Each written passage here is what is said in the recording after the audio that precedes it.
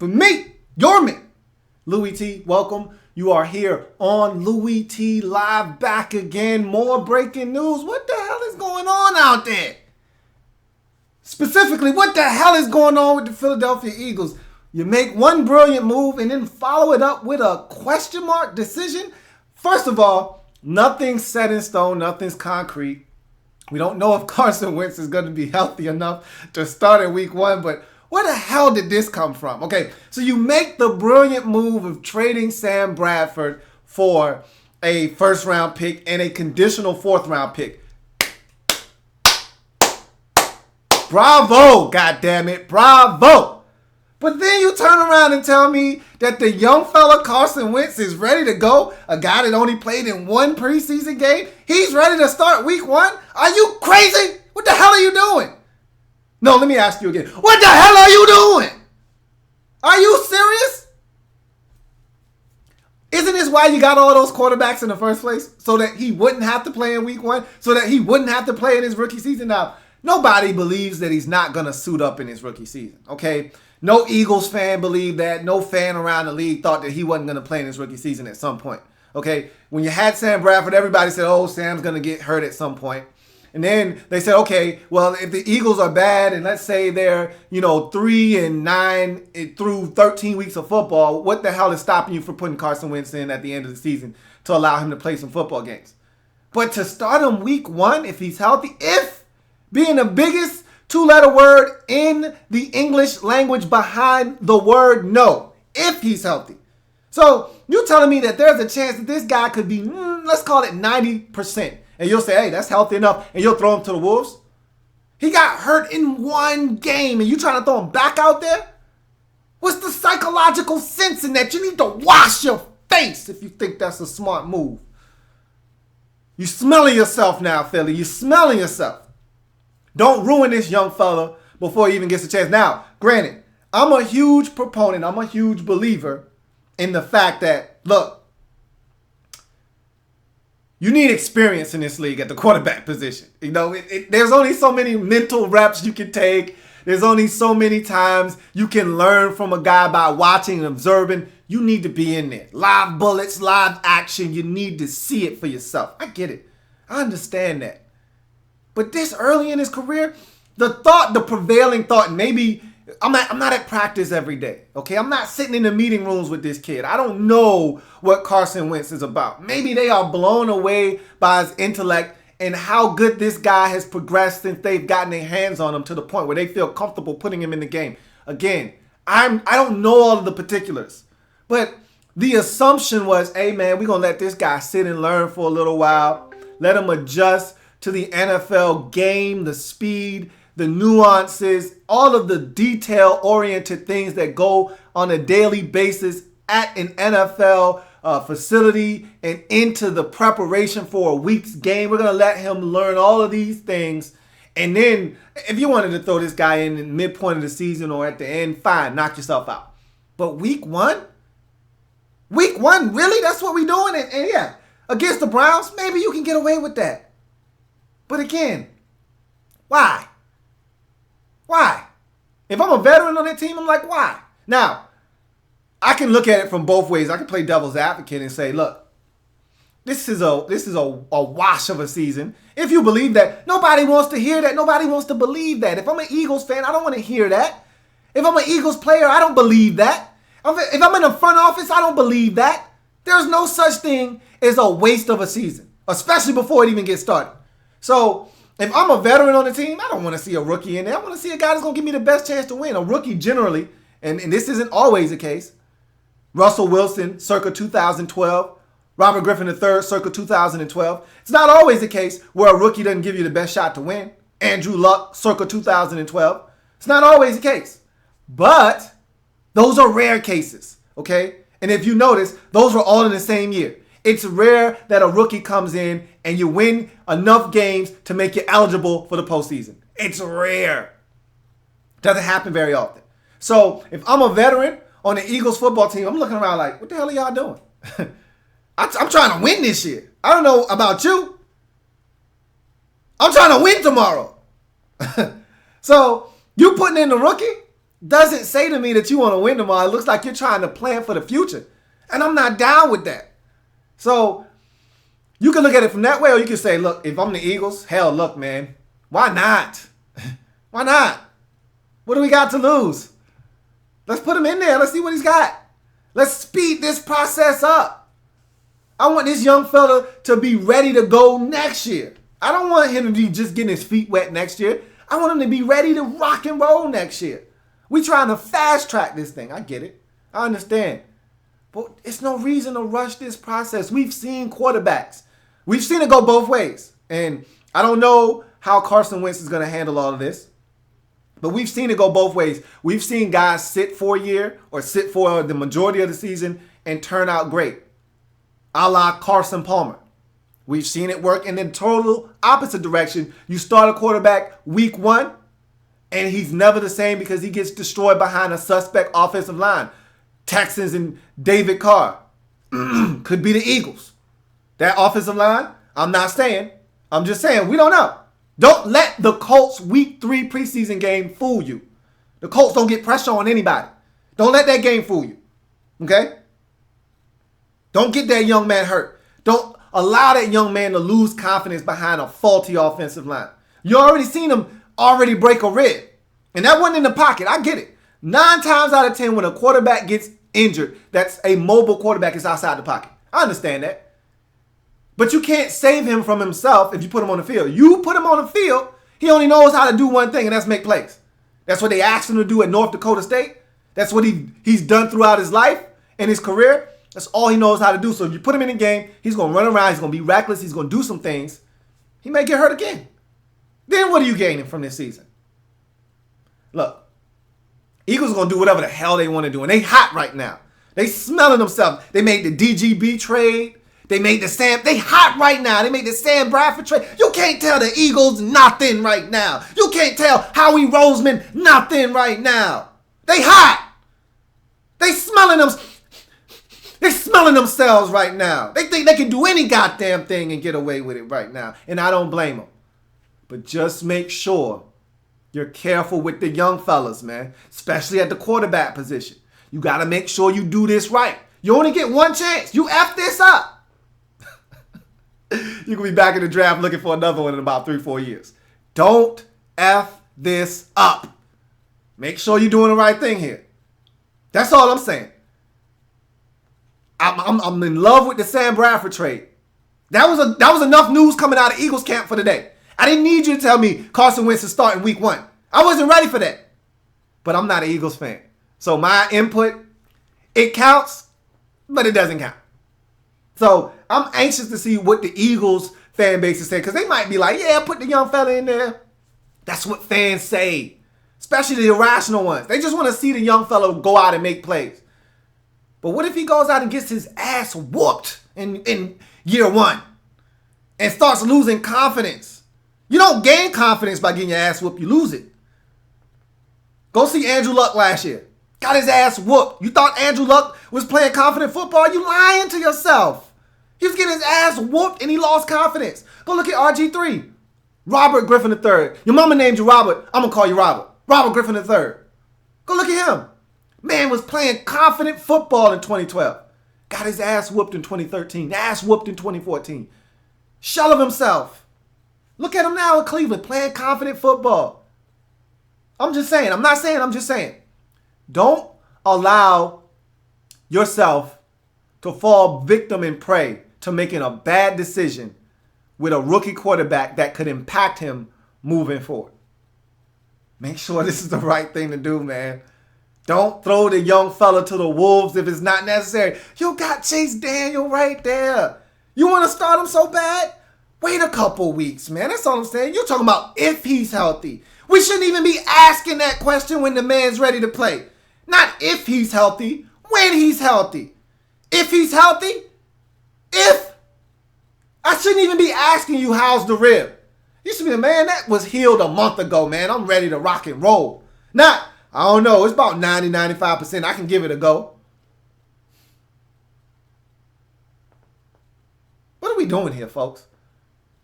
I don't know. Let's go to Twitter, man. Let's see if you guys got anything to say about this, because I'm I'm baffled right now as to what the hell the Eagles. But when you hot, I get it. When you hot, you hot. The Eagles are hot right now. They hot. So you can get away with some nonsense. If you out there, you want to comment on the Eagles potentially starting rookie Carson Wentz in week 1 versus the Cleveland Browns. Hashtag Louie T Live. I am dying to find out what you guys think about this situation. So if you got something to say, please let me hear it. I want to know. I want to know what you guys think about Carson. Remember when we sat here during the draft process and everybody said, oh, he's not going to be ready to go for a while. You're going to have to coach him up. Eagles said, damn all of that, man. Damn all that stuff you talking about. We're going to put him in week 1. Huh? Let's see. Let's see if you guys have anything to say on this subject matter. It's crazy. It's supposed to be college football day today. Okay? It's supposed to be a bunch of good games on the television. We're supposed to be indulging and being excited about college football being back in the NFL is just dropping blockbuster after blockbuster after blockbuster on us. They said, nah, we ain't going to quit, man. We don't know how to stop. The NFL, they're whores, I tell you. Whores. And we love it. All right. Andrew Kim says, wow, when he was drafted, we didn't even think he would start till halfway into the season or even sit the whole season. Now he's thrown into the fire week 1 if he's healthy. The same damn thing I'm saying, Andrew. The same damn thing I'm saying. Like, wait a minute. How did we get here this fast? Like, nobody was talking about Carson Wentz potentially starting 3 days ago, 5 days ago, a week ago, 2 weeks ago, a month ago. Now all of a sudden, Carson Wentz possibly start. Is this just a ploy to give the Browns something else to think about? I don't know. I don't know if it is or not. But if it is, damn it, it's working. All right. Damon Brown says, I can't wait to see your reaction. If this doesn't work out, I expect every GM in the Vikings front office to be fired. Yeah, I already dropped a video on the Vikings and that move. And I like the move. I said I like the move. I don't have a problem with the move. I don't. I mean, the only way that you crucify this move if is they don't make the playoffs. If Sam Bradford gets injured. And it wasn't worth it. But if they make the postseason, all bets are off. We all know this. And I was just talking to him, Kyle G, I believe, on Twitter about this. His Twitter name or his name on Twitter is Rush My Luck. I want to say it's Kyle G. Me and him talk all the time. So I would really be upset if I wasn't talking to Kyle G because that's who I thought I was talking to the whole time. But we were going back and forth talking on Twitter. And he was like, there's no way this trade can validate itself unless they go to the NFC Championship game. And I'm like, look, dude. If they just get to the playoffs, all bets are off. Once you get to the postseason, you can have a 2012 Baltimore Ravens-like run. Nobody thought the Baltimore Ravens were a Super Bowl championship team in 2012 when they went to the playoffs. They got in the back door. They were a wild card. Nobody expected anything of them. You know what they did? They got hot. Joe Flacco went 11 touchdowns, no interceptions. The defense started playing opportunistic defense. They started winning ball games. Next thing you know, they're in the Super Bowl versus the 49ers and they win. All you got to do is get in. So if they make the postseason, this trade was worth it. Because all of a sudden, you got a shot now. You got a shot. With that run game, that defense, you have a chance. So just getting to the postseason is enough for me. Because that means they got a shot at winning it all. If they don't make the postseason, then you can go back and you can poo-poo the trade. But as of right now, like I said earlier, as of September 3rd, 2016, this is a good trade for both teams involved. Was it a steep price to pay? You damn right it was. Was it necessary? Sure it was. I can justify it. Who wants to admit that their season is over before it's over? A wise man once told me, they trying to make me miss the summer. Man, that ain't cool. They trying to make me miss the whole season. If I'm a Vikings fan, when the football gods took Teddy B from me, they was trying to take my whole season from me. Shit, that ain't cool. So you know what the GM said? You know what? Give me back my season, man. Give me a shot at a season. Whether it works out or not, at least I got a chance at having a season. I can't be mad at that. Again, everybody wants to be conservative. Scared money don't make money. Never has, never will. Scared money don't make money, man. You may lose it, but you could also win too. YTLMDG says, they said that he wasn't going to play at all this season. Now, week 1 start, do you think they have a real plan for Wentz, or is this bad management? That's the question I have. And that's what I've been talking about for the last 15 minutes. Is, do you actually have a real plan in place, or are you just winging it?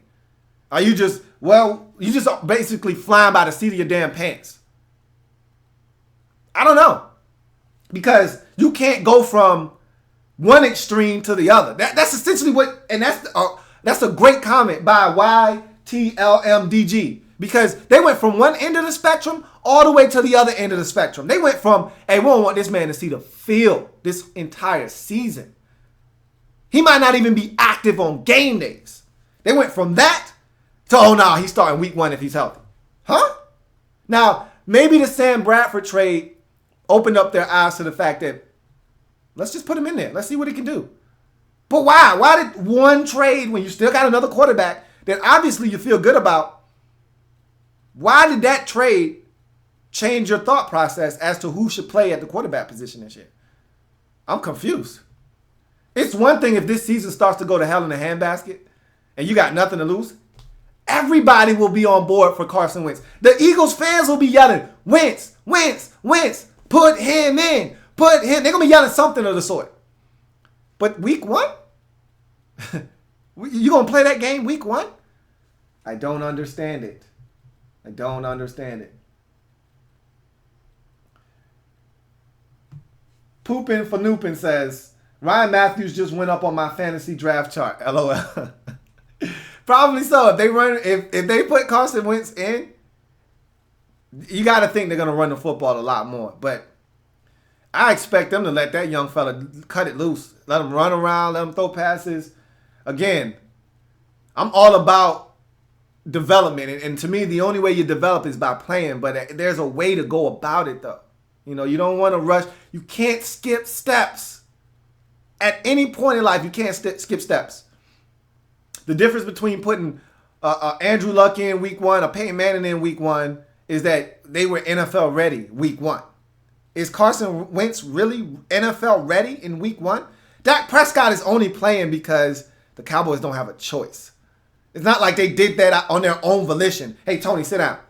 We gonna play the young fella. He looked good in the preseason. That's not what they did. Tony Romo broke his back. Like Mike Tyson said, I broke my back. He broke his back, man. What you want him to do? But this situation, you can avoid this. What are you doing? No, seriously, what are you doing? I don't know. Don't ask me. I don't know. All right. Let's see. Any more comments from you guys?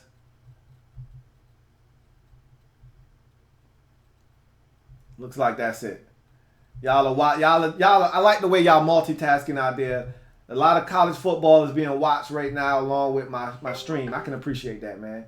I would never beat y'all up for watching some football, dude. Never.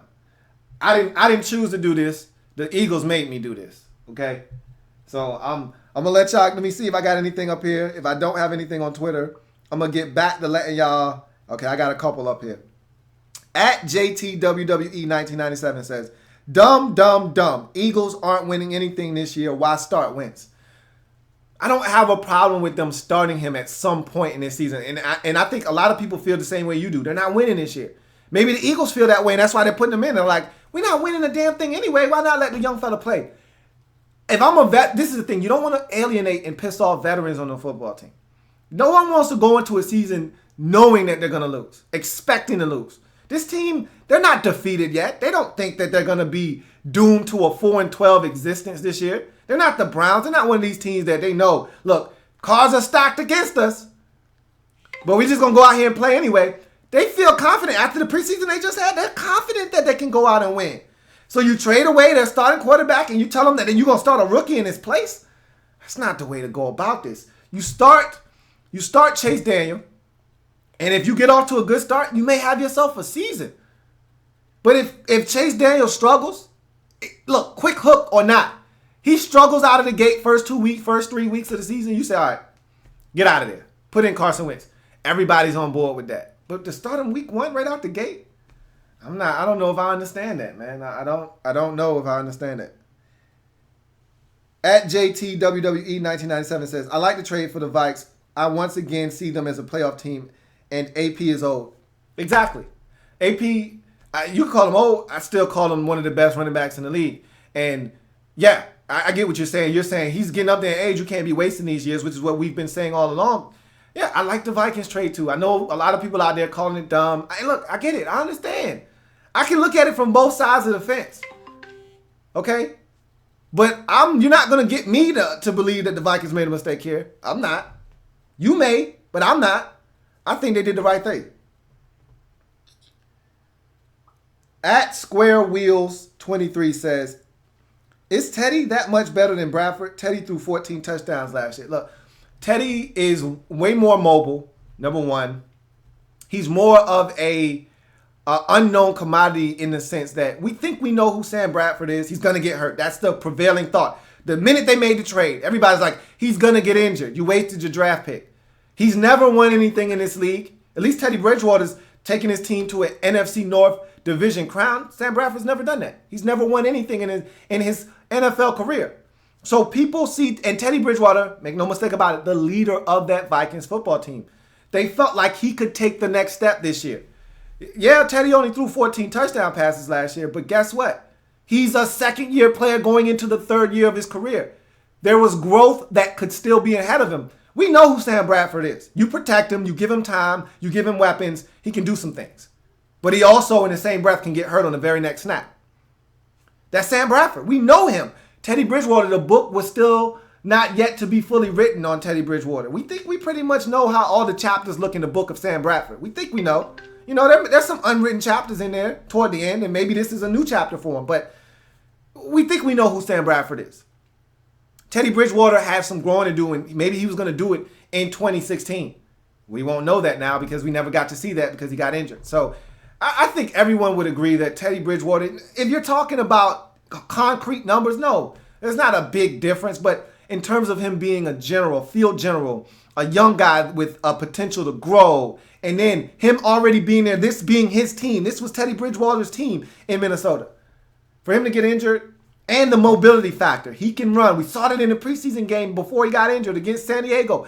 His legs were going to be a big part of what he was going to be able to bring to the table. Now you lose all of that with Sam Bradford. But again, I like the move by the Vikings. Can't stress that enough. All right. Got a couple comments on the YouTube discussion. I'm going to jump on those. And then I'm going to come back to Twitter. Jonathan Lynch says, how much of the offense does Carson Wentz know to give him an edge? It's hard to say because he's been out. Now, again, just because you're out nursing a rib injury doesn't mean you're not mentally gaining knowledge of that playbook. He's probably been in this playbook nonstop since he was drafted. So him knowing the playbook, and the Eagles are going to make it nice and simple on him. They're going to cut out 40 to 50% of that playbook, dump some stuff down for him. Just like the Cowboys do with Dak Prescott. That whole playbook isn't available to him like it would be to Tony Romo. Just about 80 to 85%, and again, I can't confirm nor deny this. I'm just telling you what I saw with my own eyes. Just about 80 to 90% of his snaps that he was throwing the football on, or just period, in general, they were out of the shotgun for Dak Prescott in Dallas. That's not the Dallas Cowboys offense. They're under center a ton. But because Dak Prescott is the guy that came from a spread offense at Mississippi State, that's what he's comfortable with. They wanted to ease him in and integrate him in. So they cut out a lot of the detailed stuff and all of the tough stuff, the under the center stuff that he's not wholly comfortable with, and gave him a lot of stuff that he is comfortable with. It's all about spoon feeding these rookies. So you give them a little bit. You don't put too much on their plate, man.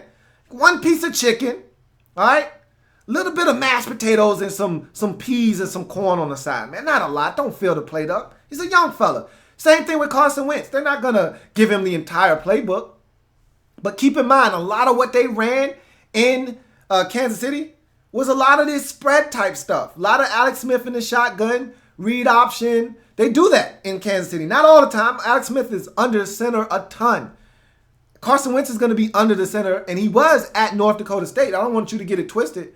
But at the same time, I think they're going to take some of the reins off of him, and they're not going to give him as much of the playbook. But he should have more than enough if they're ready to start in week 1. He should have more than enough knowledge of the playbook and command of it to be able to go out and execute the offense, or else they wouldn't feel comfortable putting him out there. So I don't think that's an issue.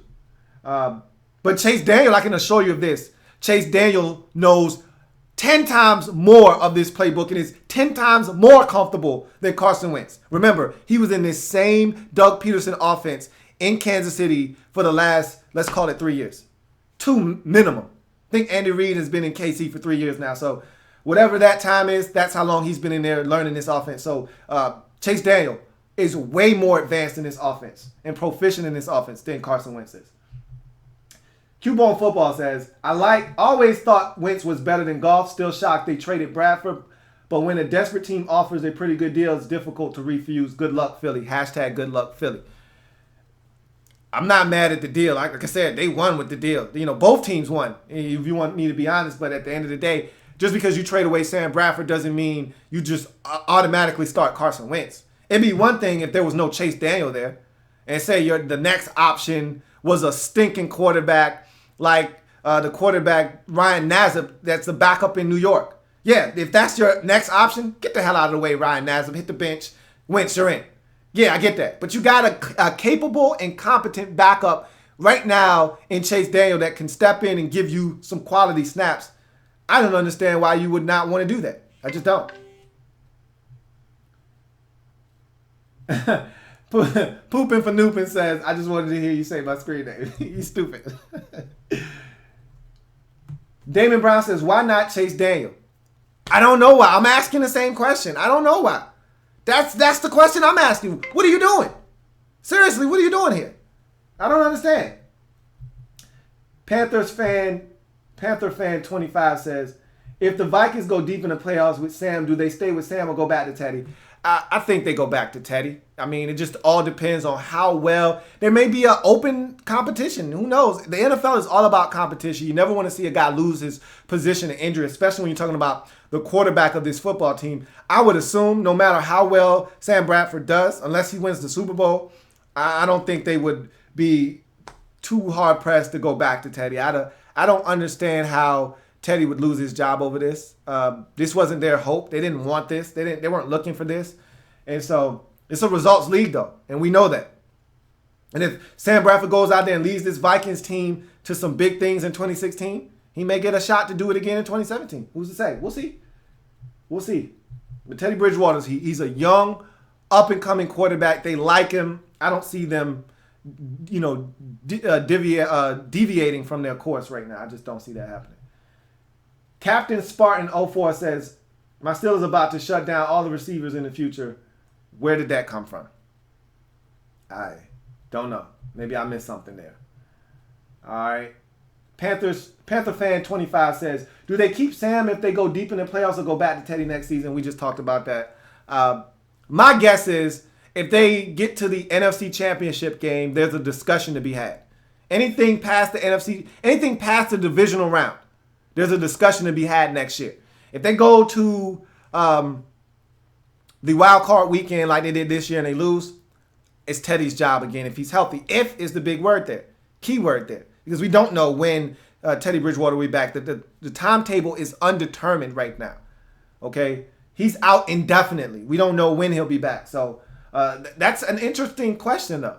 Panther fan 25, very intriguing. We talked about that briefly, but don't really want to go too heavy into that because Sam Bradford can come in, get injured, or not play well, and that's not even a discussion to have. But it's a very interesting discussion, to say the least.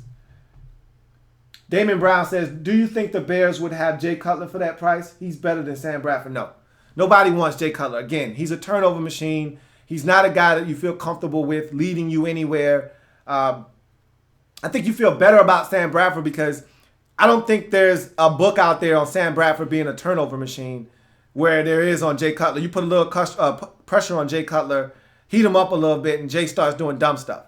Even when you protect Jay, he believes more in his right arm than what his eyes actually see. And so he'll try to fit a ball in there that he shouldn't, and he'll get it picked up. You usually don't get that with Sam Bradford. So I think there's and nobody wants Jay Cutler. Let's be real. Nobody wants Jay Cutler.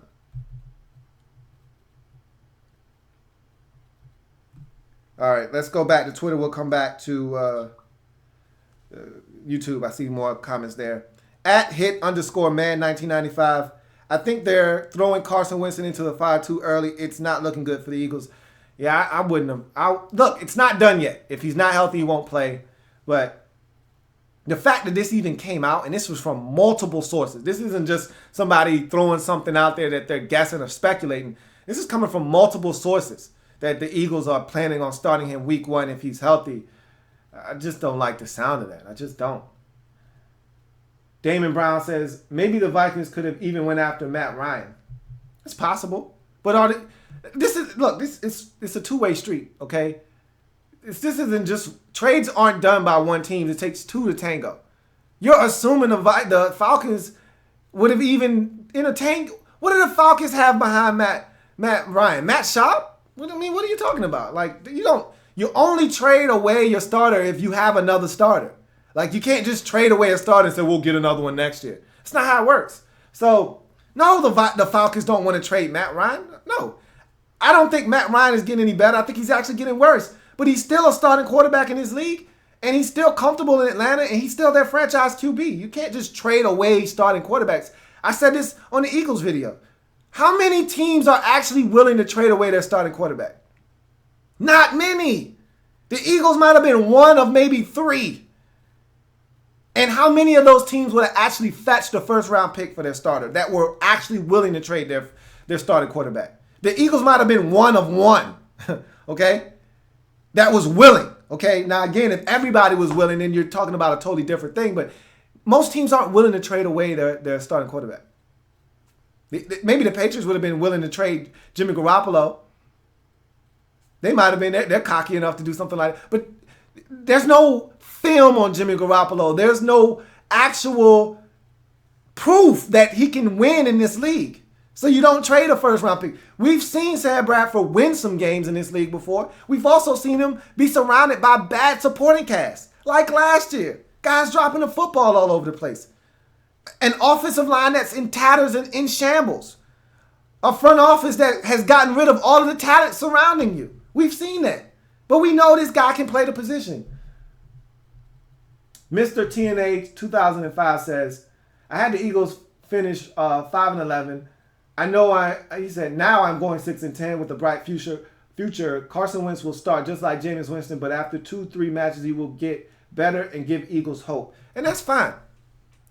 It can go one or two ways. He can either come in and give them hope, or he can come in, get his ass beat, lose confidence, and struggle, and get worse, progressively worse.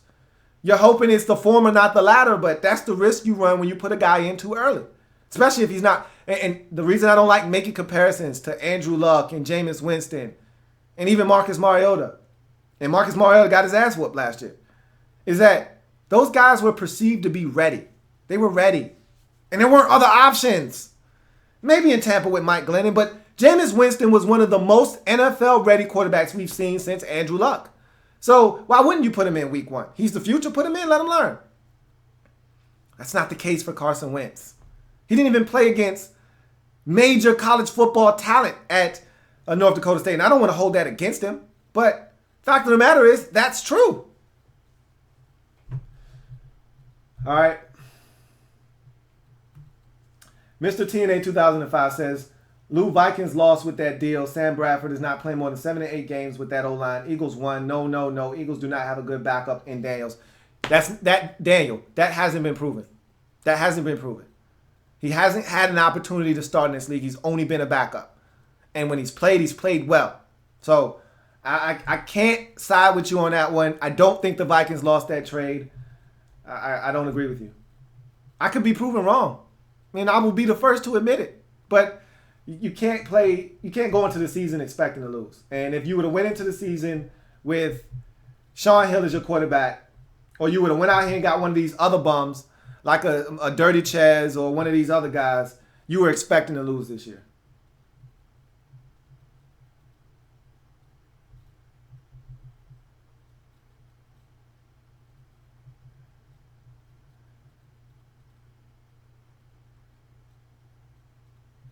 And we're going to do a Redskins. I'm going to do a Redskins live feed a little bit later on to talk about the roster. So we'll talk Redskins talk a little bit later on.